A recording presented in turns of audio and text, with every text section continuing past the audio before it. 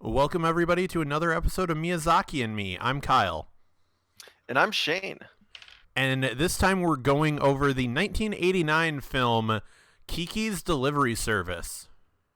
And actually, as a special treat here on the YouTube version of the podcast, I'm actually going to stick in a couple photos that I took with my friend Corey Anders with them cosplaying as Kiki.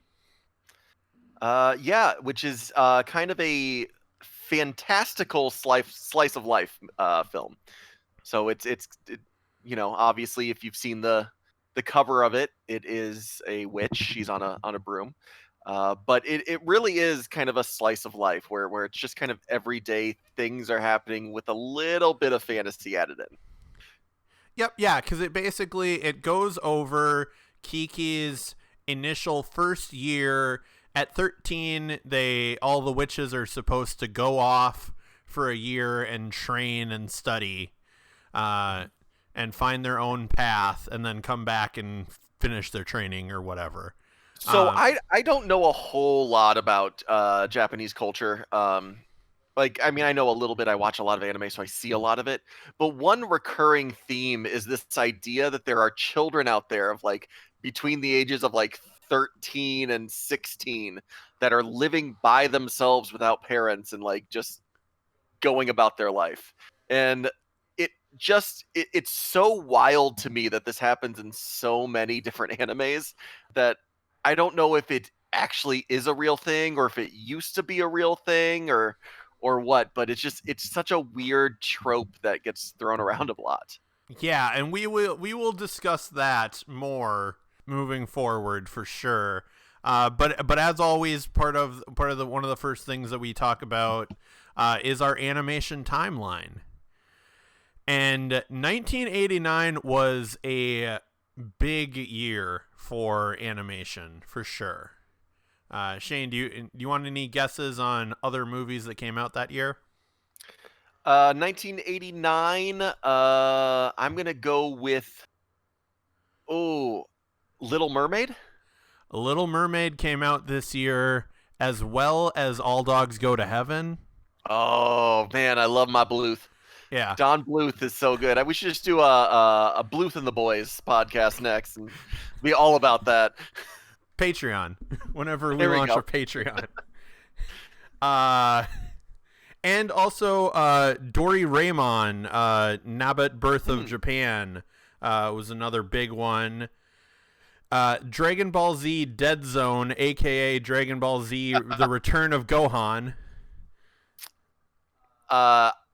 Dead Zone, is that the that is the Garlic Jr. Movie, I believe. I don't know which ones they are. I'm pretty certain that's the Garlic Jr. One, which is kind of funny because so Dead Zone, I don't remember it as Return of Go. Oh, it's Return My Gohan. Yes, it is Return for My sure. Gohan. Sorry, yeah. It is for sure the Garlic Jr. one. The Gohan part was like throwing me off, but yeah, Okay. he kidnaps Gohan. But yeah, I really it's a fun DBZ movie, but it leads into the worst arc in Dragon Ball Z history, which is the Garlic Jr. saga, which is I think only about 7 or 10 episodes long in the actual DBZ, but it's such a throwaway like filler arc, and which you don't get a lot of in DBZ is because they're always stuck in like they're fighting the Saiyans and now they're fighting Frieza and now they're fighting Cell, and like so you don't get these throwaways. And they threw this one right in between Frieza and Cell, and it was just oh no, not Frieza and Cell. It was between the Saiyans and Frieza, I believe, and it was just terrible. It was just bad. And then one of the other movie that came out that's pretty notable is actually a movie that I know you've talked to me about before that I've never seen, and that is Little Nemo's Adventures in Slumberland. Oh, this is like my childhood movie, Little Nemo's Adventure. I've watched this recently and I still enjoyed it. It was based off of a comic in like the early 1900s, like single digit 1900s. And it's such a fun little romp.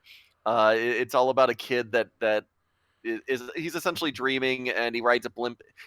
I have this thing, and it's a weird phrase that no one has any idea what I'm saying, but sometimes when I say goodnight to people, I say, enjoy your blimp ride into Slumberland. And it's based completely off of Little Nemo adventures and his adventures in Slumberland, because that's how he gets to Slumberland. He takes a blimp. But it's very fun. It's very fantastical, and it's a horrible movie that's still wonderful to me. Yep. So I realize this year definitely shows off our ages, because this is when we're starting to get to the point where, not necessarily these movies were out when we were younger, but these movies were on VHS when we were younger. Yes. So yeah, we definitely, when these movies came out, I was 1 year old, but when I was 3, 4, 5, I was definitely watching these. Yep, you grabbed the VHSs and would rent them. Yep. So yeah, into our talk about the movie Kiki's Delivery Service. Actually, as I was looking through the credits and looking through a bunch of the people that were kind of more prominent roles, this one actually has a little to do with Little Nemo.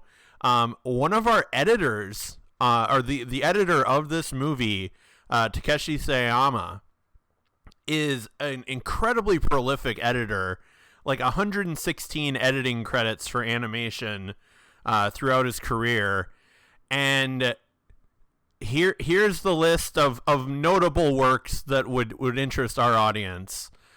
Castle in the Sky, My Neighbor Totoro. And so this editor was very busy in 1988 and 1989. Sounds like it. 1988, editor for My Neighbor Totoro, Grave of the Fireflies, and Akira. Wow. That's 1980 a lot. 1989, editor for Kiki's Delivery Service and Little Nemo Adventures in Slumberland. Then would go on to do Only Yesterday, Pocorosa, Pompoko, Princess Mononoke, My Neighbor Yamada, Spirited Away, Howl's Moving Castle, Ponyo, and The Wind Rises. So that's the pretty prolific editor here. Yeah. And this is one of our last times that Toru Hara is the animation producer. Toru Hara came over and was the creator and founder of Topcraft. So when, that animation studio went bankrupt after Last Unicorn, and basically Miyazaki pulled everyone over, Toru Hara was the main producer on all the early Studio Ghibli movies, and this would be their second to last Ghibli movie, because it's this and then Only Yesterday. Fun fact about this movie is that Miyazaki was actually originally only supposed to be a producer for the film. The script was originally written by Nobuyuki Ishiki, and Saneo Katabuchi was scheduled to be the director of the film. But Miyazaki did not like the script, and Ishiki left the project, and he rewrote it. And then after he rewrote it, he was just like, "Nah, I'm just going to direct this one." Yeah. So Katabuchi ended up being his assistant director. Yep. And this is also very notable in the Studio Ghibli canon. This is the first movie that the entire band is together that we know of, moving forward, because this is the first official movie that Toshio Suzuki is the producer on. And Suzuki, one of the founders of Studio Ghibli, is finally actually in the producer role and would basically go on to produce everything that Studio Ghibli does from this point forward. That's I did not know that this was the first one of them. That is awesome. Yeah, because he was technically more behind the scenes, and I think was still working at On Homage magazine at this point until this movie. Oh.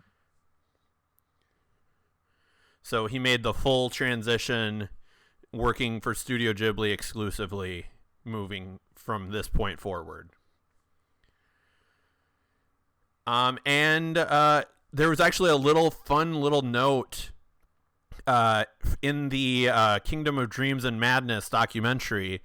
Miyazaki, one of the things that inspired the style of the animation was actually seeing a young girl walking down the street on a very windy day and seeing how the fabric was moving. And he wanted to do something like, oh, how can I get, the wind blowing and bring that to animation? And that's when he found the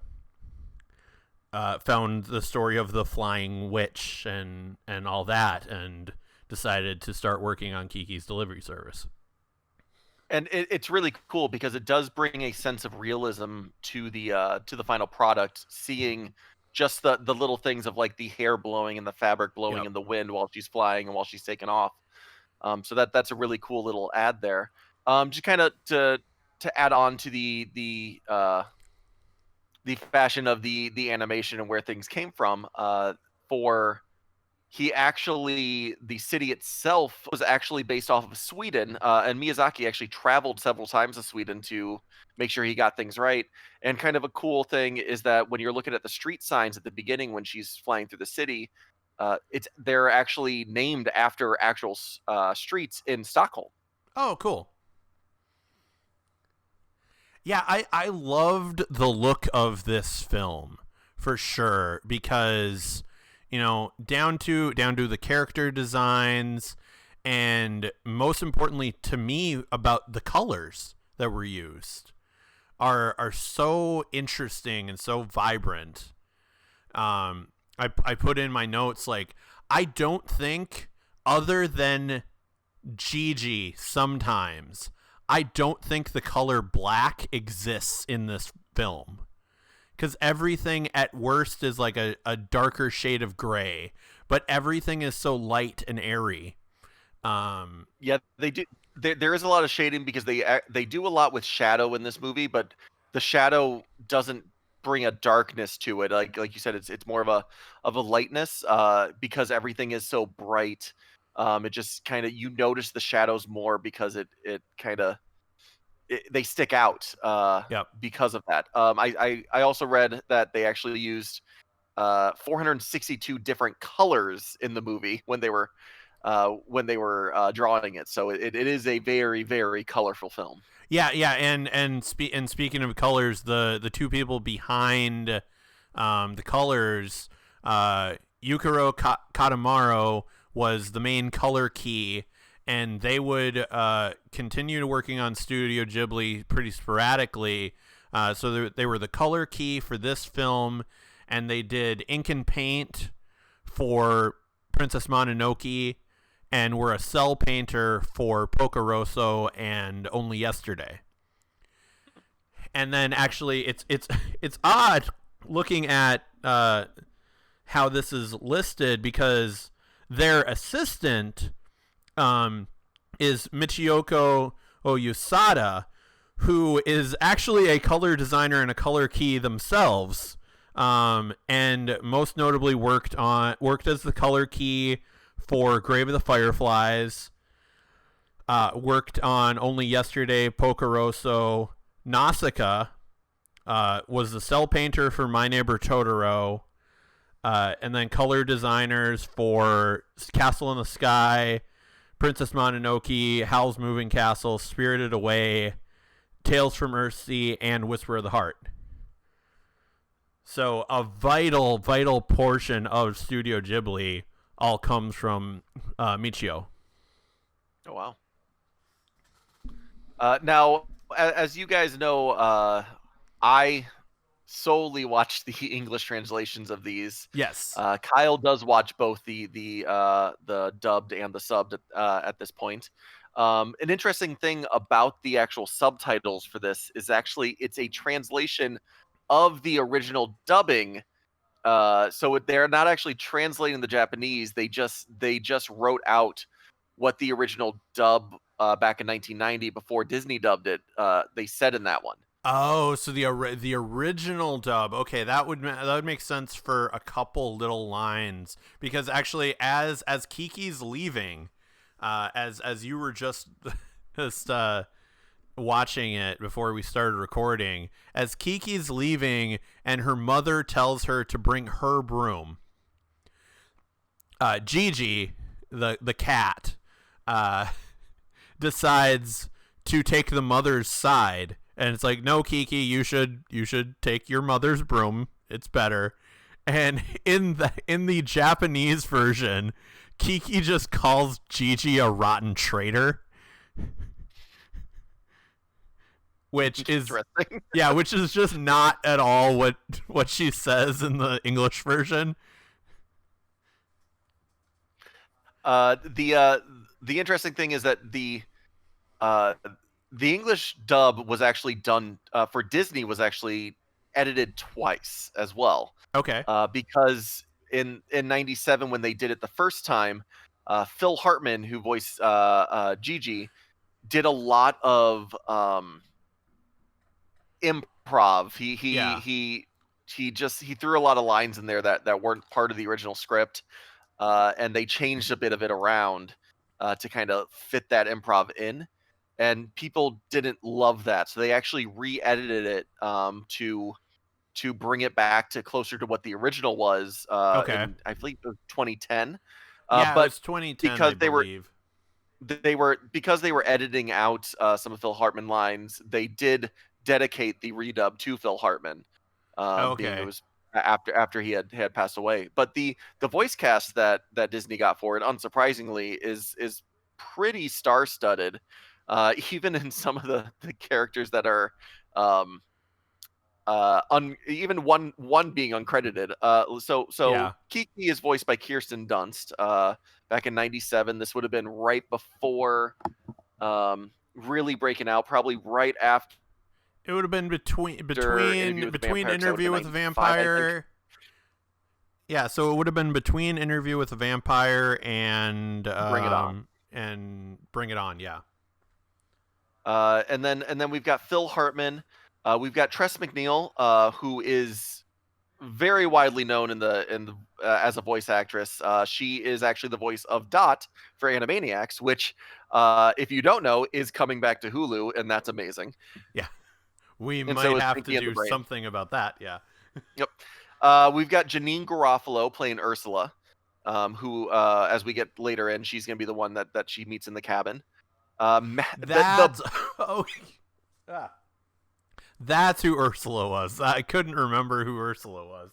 Yeah, Ursula and Tombo being the boy that was obsessed with Kiki, were two voices that I was just like, I know that voice. Why do I know that voice?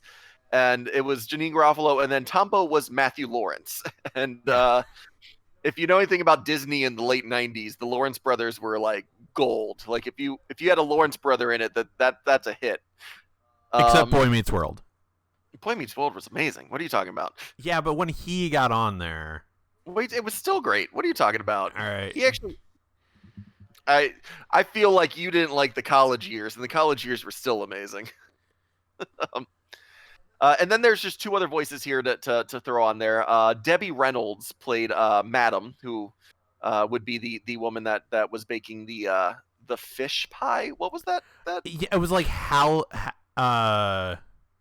I just remember what it was. It was like Halliburton or something. Not Halliburton because that's a company.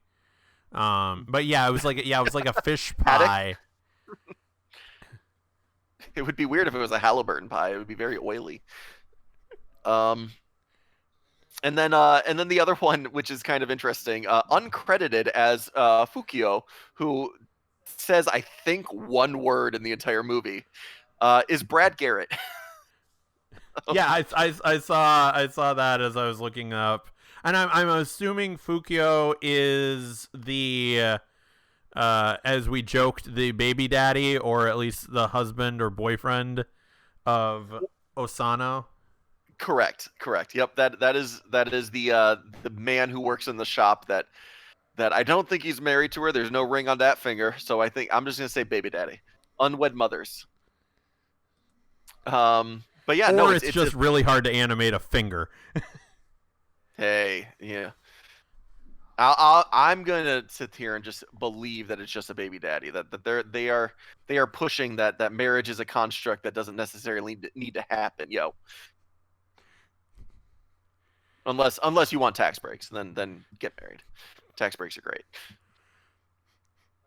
So Back to the movie. but yeah, so movie starts with Kiki in her hometown. She's just laying on a hill, watching the things go by, and we find out pretty quick on that she's a witch, um, and that when you turn 13 as a witch, you go off on your own, and she is excited for that because apparently when you're 13 in this, going and living by yourself is a great thing. I would have been terrified to do that, but to each their own. Yeah, that's true. Um, yeah, I realize. Yeah, we're like 20 minutes in, and we haven't even gotten to the opening credits. Uh, Yeah. oops. It's just a fun movie to talk about in general. So I really well. The thing about this movie is that there a lot doesn't necessarily happen in the movie. Like I said before, it's a no, slice of life, but it's a fun movie to watch. And talking about the background of the movie and how the movie looks, like that's I think more important necessarily than the plot itself. yeah, for sure. And oh, here was another credit that. So I was gonna joke. I was like, oh, the entire band's together for this movie, and then I was like, but Takahata's not doing anything. Like, one of the founders isn't doing anything. So this is actually the only movie that has everyone working on it. Like, this and Only Yesterday are the only two movies that have the key of Suzuki, Takahata, Miyazaki, Joe Hisaishi, Toru Haro, all working on it, because Takahata is actually the musical director for this movie. Oh, interesting. Okay. Which it makes perfect sense because he is the one who found Joe Hisaishi. And so him, being the one selecting the songs and pulling out those stuff as musical director makes a lot of sense. And he finds that amazing doo-wop song that is the opening credits theme. That is a very fun song. It also makes sense to me that those two are the movies that they all work on. Yes. Just from the standpoint of this being their first actual breakout hit when it comes to right away in the box office. Yep. And then Only Yesterday being their follow-up, spoiler alert, our next movie that we're going to be doing. Yes. So it makes sense that after Kiki succeeded so well, they would all then go and work on Only Yesterday together too. Yeah. Well, and I think it seems like this and Only Yesterday were Toru Hara's. I think his stamp of approval. Only Yesterday is his stamp of approval to Suzuki, of like, nope, you're good. You can take over. You don't need me. I'm out. Because he basically retires after Only Yesterday. But yeah, so we've got the awesome doo-wop song that I'm gonna look up right now. Right. Well, right before that awesome doo-wop song, there's an interesting thing that happens. Just from a background standpoint of it's kind of a throwaway saying that she's not great at flying yet, and she hits a couple trees on her way out of town, and bells ring when she hits the trees. The fun thing about that is that the original creator of the story, Aiko Kadono, was insistent on those bells being. It was the one thing she insisted on when reading for the script. Is that those bells be in the story to prove that she had been practicing flying. Okay. So it seems like such a little throw off, and like, why are those bells there? But the creator, the person who wrote the book, was very much like, no, this needs to happen, this needs to be here. Yeah. And it's such a throwaway little thing to be so adamant about, but it does add to it, in my opinion.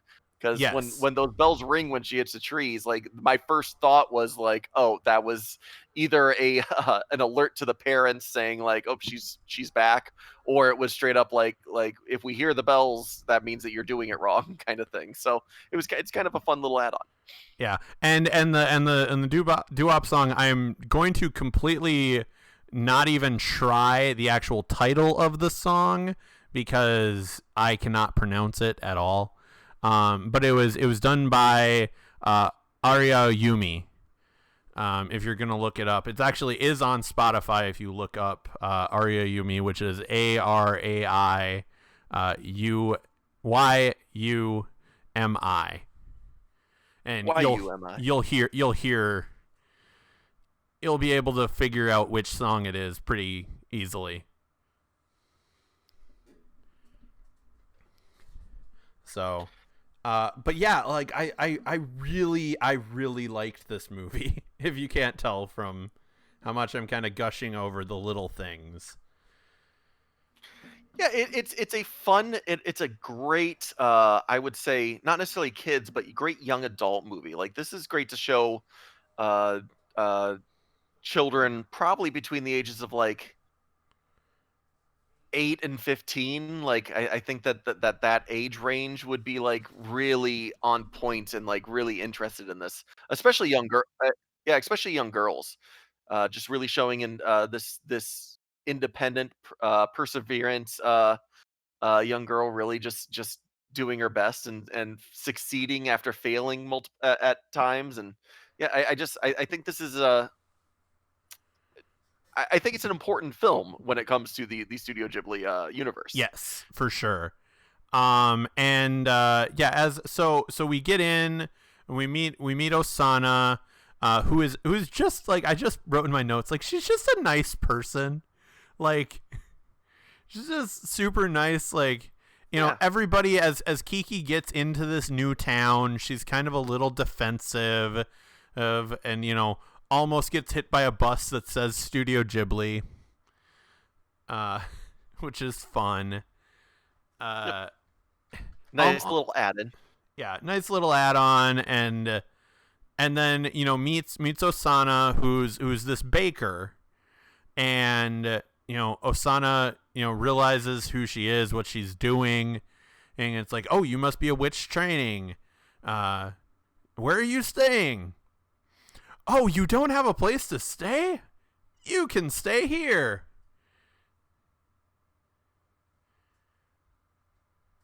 And I mean, back at this time, that kind of thing works. But Yeah. don't just live with somebody you just met. Just for you people at home thinking about it. At least it's like a separate, different, completely part of the house, you know? Yeah. She's essentially paying rent by working at the store too. Yeah. So Yes. it works out pretty well. It's Sean Hunter living over the garage in Boy Meets World, Yes. Or no, I that would was also Fonzie.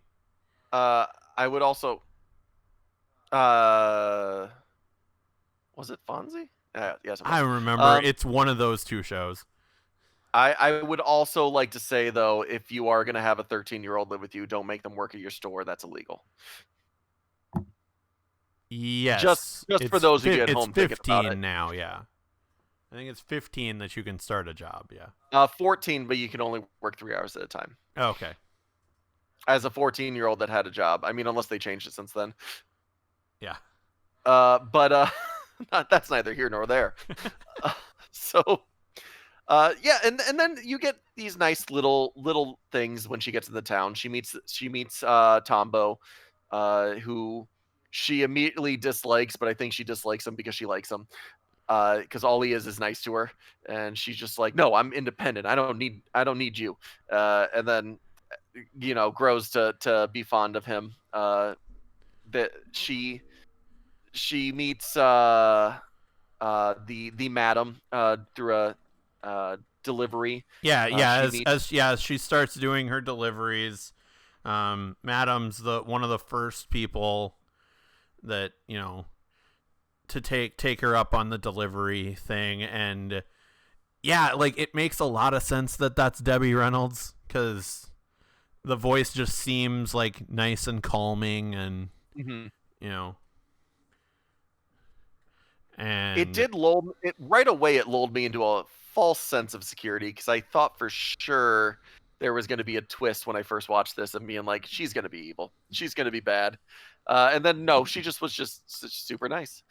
that's fine because her granddaughter completely is so ungrateful and evil that it makes up for it, and that was almost the little twist of like I wouldn't say she was evil. She was definitely ungrateful, she's but she was completely obviously ungrateful. Yeah, both of the little kids that she does deliveries for have this sense of just not super that they come from a place of means. So like when they get gifts, they're just not they're like, oh, I don't like this, and they just throw it to the side.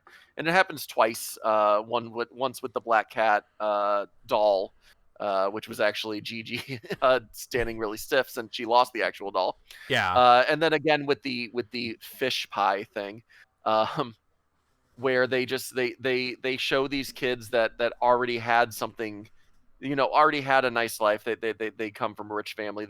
Things are going well for them. That take these nice, wonderful, heartfelt presents and just kind of throw them to the side. And it's this. I can see why it's in there and why they put it's just this one thing of just like be thankful for what you have. Other people's don't have what you do, yeah. and something that you might not appreciate is something that someone else would appreciate greatly. So it's a nice little message. This movie is just full of nice little messages. Yes, I agree. And one of those messages that we do learn from the madam is, kids, if you're there with like an older relative and they don't know how technology works, you know, help them move their clocks 10 minutes ahead. Because they don't know how to do it, clearly. Um, that so yeah, like part of why she's late meeting up with Tombo and late with the delivery is because this old lady is like, oh yeah, my clocks are 10 minutes behind. Didn't I tell you that earlier? It's like, no, you didn't tell us that earlier, you nice old woman. With that said, before everything was digital, I set all of my clocks to be ahead so that I would try to trick myself into getting places on time. It was just a weird thing that I did, Yeah, no, and the I still do that with my car. Like, and but the thing is, I would never set them all ahead to the same time, like they'd all be different, because I would always remember that they're ahead, but I would never remember which one is so far like what time ahead it was, so that I would be like, look at my clock, that my old alarm clock in home, and be like, oh crap, and then I'd look at my microwave clock and be like, oh no, I've got to be here. I don't know which one. I've either got 5 minutes or 3 minutes, so I should probably just get going now. And yeah, yeah, it's a wonderful trick that doesn't work anymore because everything's digital. everything's digital. Yeah. It's just a story where there's a lot of people helping each other out, which is also very noticeable with Ursula, who she meets because she drops that black cat, and then Ursula picks it up because she thinks it's cute, and they bond very shortly, but she tells Ursula to come see her when she comes into town, and Ursula actually is uh, does a lot for Kiki, and with just little things of just having her come and stay a couple days with her, show her that she was being used as a model to draw this very interesting painting, which is an actual real painting that was done by special needs students from a school in Japan. Oh, that's cool. I Yeah. didn't see that little bit. Yeah, that's really cool. Cause yeah, I liked the design of that painting. So yeah. Yep, the painting, it's the real painting is called The Ship Flying Over the Rainbow. So it's really cool when they have these little additions like that, and she's just there for support and to be a friend, and it once again, the movie just shows that sometimes all you need is a friend to get you through some troubled times. Yeah, and like yeah, Ursula really helps rebuild kind of Kiki's confidence because Kiki over the course of the movie, she can't hear Gigi talk anymore, and then she can't fly anymore. And she's kind of in this, like, the the closest thing you get to a crisis, in this movie is like, oh, I can't fly anymore. Like, it's more of a crisis of confidence than anything else. It's definitely self-doubt, and Yeah. the actual villain of this movie is herself, in the idea that she, as you said, loses confidence in herself. And that's, I mean, wonderful for a kids movie, honestly, because it's something that they. Yeah, and yeah, and even Ursula, like, in talking about the painting more, was, she's like, oh no, Kiki, I want you to model for me. And Kiki's like, but I'm not beautiful. She's like, no, you are. Like, like, don't think what everybody else is, talking about. Like, you're beautiful in your way, which is a great message for a kids movie, like you said.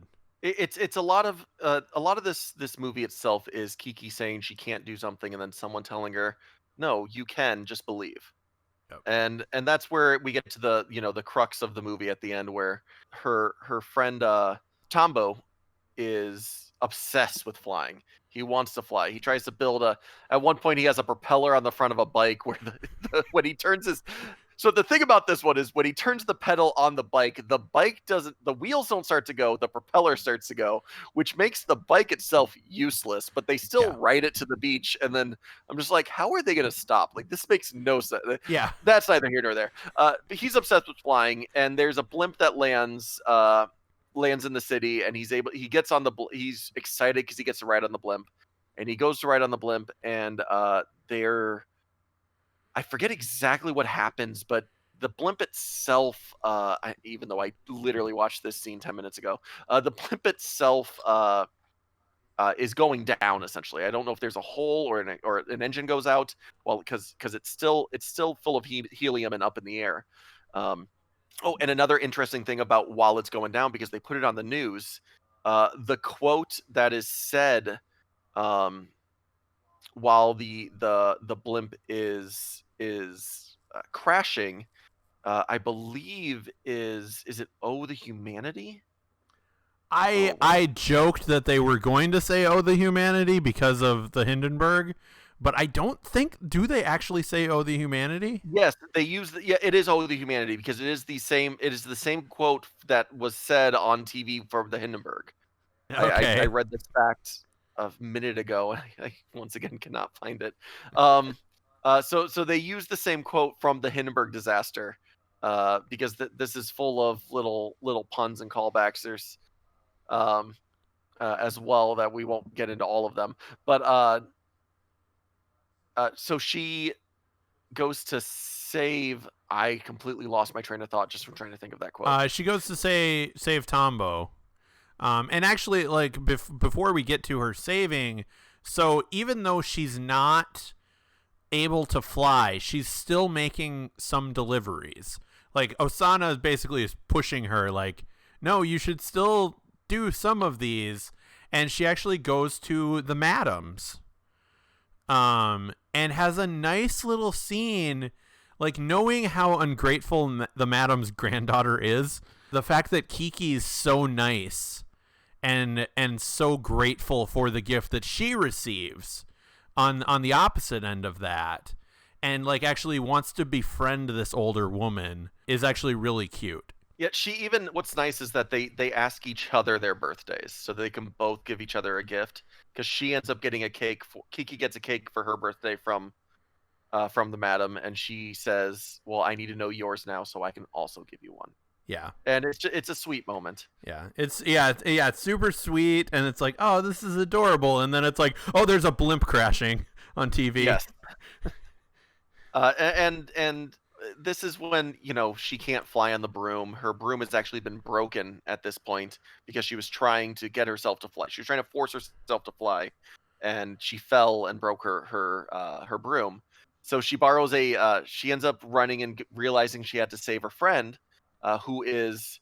Oh, he's not on the blimp itself. He is dangling from a rope below the blimp, because when the blimp whatever this crash thing is, however it ends up getting messed up, which I don't really understand. They're trying to hold it down with a rope, and he's the only one who doesn't let go, and so he's dangling from the rope as the blimp is going. Yeah.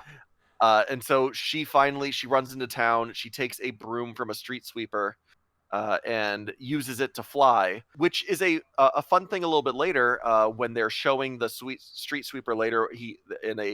As she's saving him, he goes, "That's my broom," and behind him in the scene is the only ever cameo from Miyazaki in a film. Oh, really? Okay. Yes, in the upper right corner of the picture, there is a character that is fashioned after Miyazaki's likeness. He doesn't say anything. He is literally just standing in the corner, but it is a sprite of Miyazaki that was made for this film to commemorate him since he is the director. Yeah. But it's the only time that he's ever done that in any of his movies. So, Okay, which that's is kind of cool. a cool little fact. And so she overcomes her self doubt, her inability to fly. It takes a minute while she's doing it, and she's able to grab his hand and lower them to safety. And it's a wonderful ending. And there's a weird kind of finish to this movie in the difference between the Japanese version and the American Oh, the yeah. American dub. And that's the idea that Gigi in the Japanese version and also in the book does not speak again, and in the American version he talks again. Now the whole idea behind this is that in the book itself and in the Japanese version, uh, when the witches grow older, they actually lose the ability to talk to their cats because their connection is strong enough that they don't need to actually speak to connect. Okay. So in the American version, they felt like that probably wouldn't get by, that people wouldn't really realize that. So they made sure to have Gigi say another line instead of just giving the allure that they are connected. Because in the subtitled and Japanese, the idea that Gigi goes out of his way to come and jump on her shoulder and be connected with her was enough. While in the American, they just went, no, he's got to say something. They got to know that she's fully back. Yeah. So it's it, Well, it's a weird difference. yeah, it's a weird difference. You also at this point, Gigi's going off and getting some, and Oh has yeah. like an entire litter of kittens. Well, that's at the end credits Yeah, that's in themselves. the end credits. Uh, the Miyazaki actually wanted to give people something to stay for and to watch those end credits. He wanted to have essentially a sequel in the final credits so that people would sit there and watch it to kind of show like this is what happens to everybody. I mean, he doesn't go like obviously far in the future, he doesn't, but he essentially shows like kind of the next year in a montage fashion. Kiki talks to her parents and they're excited for her. Uh, Gigi has his children. Tombo finishes his plane. There's just a lot of Asono and Fukio are sitting there with their baby. Yes. Just lots of little moments. Yeah, and I like those little moment like wrap ups in the credits, because that's kind of been a staple thus far of Studio Ghibli, is like doing that and just like, hey, I know you guys all probably want to know where the story goes from here. Here's a few little snippets. They did that in Nausicaa. They did that in Castle in the Sky. They did that in My Neighbor Totoro. They didn't do Yeah. it in Grave of the Fireflies because you knew what happened and you were sad about it. Yeah. Well, I mean, Castle in the Sky, they didn't really do a lot of it. They mostly followed the tree up, but there was a little bit of it. Yeah, But but there was still something in the credits to kind of yes, have people stick around. for sure. And yeah, I think that's. I mean, we've gone through the whole movie. I mean, obviously we jumped around. We didn't hit every little bit, but we don't really need to in this one. Like I said, Yeah, it's we it's slice of life. It's just there's parts that we left out that I also find endearing and fun and nice, and go and watch it if you haven't. Like, hit those parts. Yeah, it's so good. Yeah, everybody's gonna take a little bit different from the movie, and you know, yeah, it's just really well done. And like spoilers for an episode we're gonna do later, like so far, like as far as a like movie, this is now like my number 2 Ghibli movie. You Okay, know, right behind Grave of the Fireflies. yeah, for just how well made it is and how good it is, at least of our first half that we've watched thus far. So for me, for just enjoyability, I'm gonna put this one and Fireflies 2. I think Yes. Grave of the Fireflies is the better film, like altogether when it comes down to Yeah. script and everything that goes on. But this one is just so, for what it is made to be, just wonderful. Wonderful is a good Yeah. word for it. It's wonderful. It's so wonderfully made. Like I said, it's so many of these elements, like we're getting Studio Ghibli really hitting their stride, from this point forward. And that's exciting as we're going, chronologically. Yeah. And speaking of chronologically, the next one, Only Yesterday, will actually be a Takahata film. Miyazaki and Takahata kind of did a bit of trading back and forth. I mean, there's little things here and there where other people might have come in, mostly to help, because really there's not many films that these two do not actually helm themselves. At least Yes. not until the late 2000s. Yeah, But yeah, yeah. We've got a while until there's other directors involved. but Only Yesterday is kind of a weird. It's going to be a weird change because I've seen this one. So it's less. It is still slice of life, but less fantastical. So it'll be it's interesting because it's nice and good. It's a good movie in a different way than this one. So it'll be a fun little trip for us. It's going to be different than all the other ones that we have watched so far. Yeah. Any final thoughts on Kiki's? No, I'm like I said, this was the first time I'd watched it. So it was just nice and breezy to get through. I didn't want to make that pun since she's flying around all the time, but like it's just so nice and light and fun. Yeah, it's a beautifully drawn movie with just a sweet story. Yeah. And like I said, if you have kids that are between the ages of like 8 and 14, like this is going to be a really nice movie to show them. Even now, even after it's 30 years old, it's still going to be a really nice movie to show them. Yeah, it's so well done. And yeah, I'm happy that through the course of this, I'm going to be able to see so many movies that I haven't seen before, and knowing that the quality of them is going to be so high. Yeah, for sure.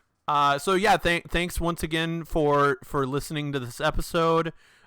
Make sure to like and subscribe. Leave a comment, leave a review on iTunes if that's how you're listening to this. Make sure to subscribe on the YouTube channel if that's how you're preferring to listen to this.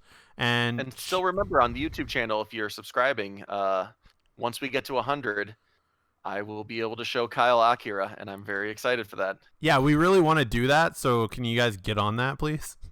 I'm kidding. I can only make so many dummy accounts. But yeah, and then make sure Cheyne, do your plugs for your podcasts.